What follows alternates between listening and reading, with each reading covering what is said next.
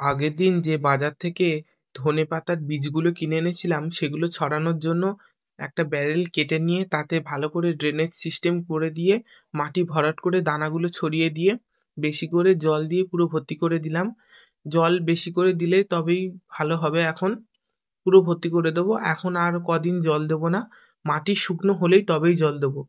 আর dragon গাছের গোড়ায় যে সার দেওয়ার জন্য ডিএপি আমি ভিজিয়ে রেখেছিলাম এক বাটি জলে, অল্প ২-৫ দানা ডিএপি, সেটা আজকের আমি দেবো বলে ড্রাগন গাছের গোড়াটা ভালো করে খুঁড়ে নিলাম যাতে দিতে সুবিধা হয়। ভালো করে জলের সাথে গুলে গাছের গোড়ায় বেশ ভালোভাবেই জল দিয়ে দিতে হবে। দিয়ে ছাদ থেকে নেমে একটু মনে হলো ঘুরে আসি, গিয়ে চলে গেলাম টাইগার ঘাটে। ওখানে গিয়ে দেখলাম এখন ভাটা চলছে, দূর থেকে অনেক বোট যাচ্ছে। তারপরেই দেখাবো একটা বাংলাদেশি বোট।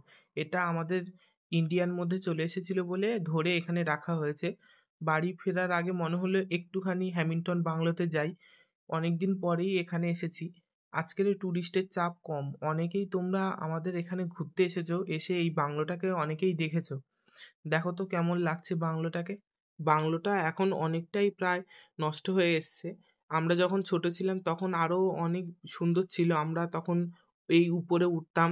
এখানে ভিতরে আছে খাট পলঙ্ক, অনেকেই জানো না হয়তো এখানে রবীন্দ্রনাথ ঠাকুর এসেছিল, তাই তখনকার কিছু আসবাবপত্র ছিল। বাড়ি ফেরার পথে দেখলাম কচুরিপানার অনেক ফুল ফুটেছে, দেখতে খুবই ভালো লাগছে। আজকে এই পর্যন্তই, দেখা হচ্ছে পরের একটি ভিডিওতে। ভালো লাগলে লাইক কমেন্ট শেয়ার করতে ভুলবে না।